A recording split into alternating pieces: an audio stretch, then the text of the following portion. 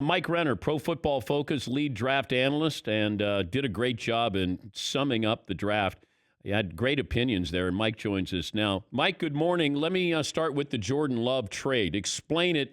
Tell me the good of the Packers taking Jordan Love.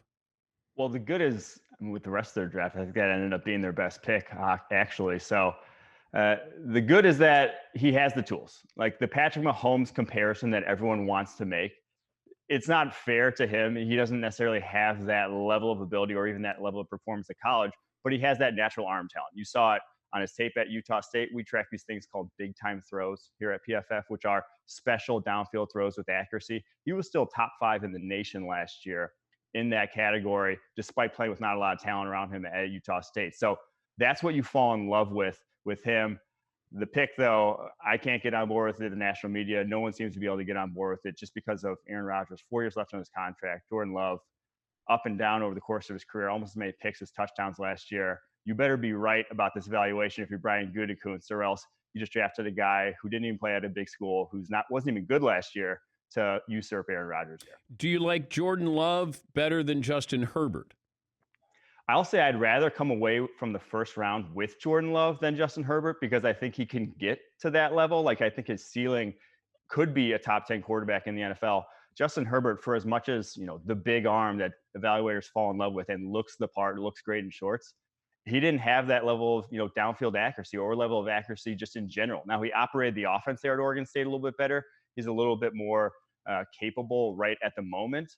But he's the same guy we saw as a sophomore at Oregon. His grade actually peaked sophomore year. The things you wanted to see improve, more throws with touch, more, improve accuracy, more command of the offense, you didn't see over the course of his career. So usually when guys are 4-year stars in college, you like it. But the fact that he didn't get any better is almost a negative in our eyes. What should the Chargers have done? They should have moved up. I mean, quite frankly, I thought going in that was their plan. They were going to move up to get to a Tagovailoa because they need people to fill that stadium. They're laughing stock of the NFL, not filling out an MLS stadium. They need to sell tickets, sell season tickets there. Tua is a guy that moves the needle personality-wise, with what he's done and the stats he had at Alabama. I think he's a much, much better quarterback prospect. I can't see how you could evaluate both of them and not come to that conclusion. So I don't know what it would have taken for them to move up. I don't think it would have taken that much because, anyone they would have moved up with would have gotten the same guy. So crazy to me that they didn't and stuck and got Herbert. When you look at your draft strategy, when you apply these grades, how do you come up with your formula that you're going to give somebody an A or an A plus or give somebody a C minus? So that part is not as scientific as some of the draft board. Actually, that one's more a little subjective. I'll say. Okay. But we do. It is based on where we valued them on our draft board, and more so what we factor into our draft board that a lot of people might not is the positional value that you're getting with these picks. If you're drafting a running back in the second round, you're just not going to recoup your value the way you could with, say, a cornerback, with a pass rusher or something at that point in the draft. So that's one thing we factor in heavily here at Pro Football Focus. But you have the Chiefs taking a running back at the end of the first round, and it's not who they take, it's when they take him, because then the Lions take Swift in the second round. Mm-hmm. So which one's smarter? Or explain your philosophy on that. So running backs, the biggest thing is, the Chiefs saw it themselves. You got a guy off the street who was damn near your Super Bowl MVP, because what matters at the running back position in terms of production is not necessarily skill level. Like the evaluation of the skill level is one of the least important things in terms of how many yards per carry they get and how productive your rushing offense is. It's much more play calling. It's much more the quality of your offensive line that matters to those things, to the success or not success of your running game. The running back's a small cog in that puzzle. And the fact of the matter is there's just a lot of guys who are dynamic running threats at the position. There's a lot of running backs who are talented. And so that's why you see a guy like Philip Lindsay go as a UDFA and have a higher yards per carry over the first 2 years of his career than Saquon Barkley, who went number 2 overall. That's a fact of life in the NFL.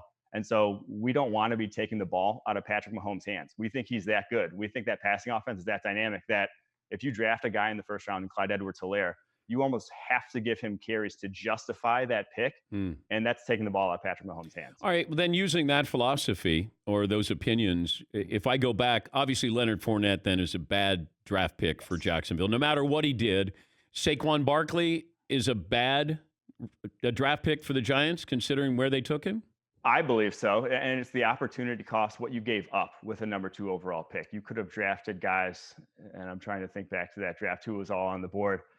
You could have drafted, obviously, a quarterback Well, in Quentin Sam Darnold. Nelson. You could have drafted a guard in Quentin Nelson. And you look at the Colts' offensive and their rushing game over the past 2 years has been better than the Giants' rushing game over the past 2 years, because that offensive line is what matters to the running game. And also when you invest in that offensive line and draft those guys up front, it also has an added effect to the passing game, because the best run blockers are also usually the best pass protectors. So that's where I'm going to invest if I do want to improve my running game. There were a couple of teams that I liked with what they did, and then I sort of changed my opinion after I read what Pro Football Focus was talking about. Did the Ravens have a good draft? Felt like the Cowboys had a good draft. I like what the Lions did. I'm still got a question mark with the Dolphins, because I got a question with Tua and even Austin Jackson, who they took later in the first round as a project. So grade my grade. I will say the Dolphins, they win just because Tua Tagovailoa at number 5 is a slam dunk. And any other year, he doesn't have the hip, whatever, he goes number 1 overall. Joe Burrow doesn't exist. We're talking about him as the number 1 overall pick right now. So that getting him at 5th, when usually a guy like that goes either 1st or 2nd in every single draft, is a massive win for them, not having to trade up. The Austin Jackson pick, first round is not where you take projects on the offensive tackle position, because athletic tools at offensive tackle don't necessarily translate. We look at combine data. The combine data at the offensive tackle position is not nearly as predictive to future success as it is for a lot of other positions. So you can chase guys who have the athleticism. That doesn't mean they're going to be good pros. And Austin Jackson, his tape at USC was not great. I mean, he got beaten a lot, especially look at the bowl game against Iowa and AJ Epinesa, 3 sacks he allowed that game. So not great there. So you go back and forth. Still a good draft getting your franchise quarterback, though. The Ravens is the one where, yes, love the linebacker pick and some of the ones later on, but they had Gus Edwards averaging 5.5 yards per carry. A UDFA, going back to that running back conversation, didn't necessarily need to get a J.K. Dobbins there. I'm not sure what he brings to the table that they didn't necessarily already have. So the Cowboys, that's though, just a little lower. I like what the Cowboys did. I think it was a smart, Jerry usually has that. Jerry, the owner, has the temptation to do something crazy. It felt like Jerry, the GM, and Jerry, the owner, were on the same page. I love the Cowboys draft. One of the 4 A-pluses we gave out was Dallas's. And the CeeDee Lamb pick, while it may seem decadent to get that 3rd receiver in there, Mike McCarthy uses 3 wide receivers. That was like his MO in Green Bay, was he never took those 3 receivers off the field. It was like 90+% of their snaps. So that means CeeDee Lamb's a starter. And that means from day one, he's going to be playing for them. And we had him as the 6th overall player in this draft class. We love that pick. And then to get Trayvon Diggs in the 2nd round, the Alabama cornerback, 2nd longest wingspan of any cornerback in this draft class. He only allowed 160 yards all season long, outside of that LSU game that everyone remembers from him getting torched. But the rest of the year, he dominated. People thought they might have taken him in the 1st round. Took them all the way in the 2nd. So to slam dunk those 1st and 2nd round picks at valuable positions in our eyes, Cowboys, one of the best drafts. Okay, so Cowboys get an A+. Did you give the Dolphins an A+? I did not. I can't remember off the top of my head what I gave the Dolphins. Who else got A+? The other A+s were the Cleveland Browns. They got 3 guys. Their first 3 picks were top 25 players on our draft board in Jordan Elliott, Grant Delpit, and Jedrick Wills there in the 1st round. Also, the Arizona Cardinals, who got Isaiah Simmons in the 1st, Josh Jones in the 3rd, which, in my opinion, was the steal of the draft, the Houston offensive tackle. We have the 14th player on our draft board. They needed offensive line help, thought they'd go there in the 1st round. To get that guy in the 3rd was crazy. And you got to factor in the DeAndre Hopkins trade. Like the 2nd round pick to flip that into DeAndre Hopkins, massive win for them. And then the last A+ for us was the, off the top of my head, I'm blanking here, Denver Broncos. And so Jerry Jeudy, KJ Hamler, they had a theme of this draft, and that was to get Drew Lock the weapons he needs, the speed he needs, and then also Albert O at tight end, who ran a 4.49.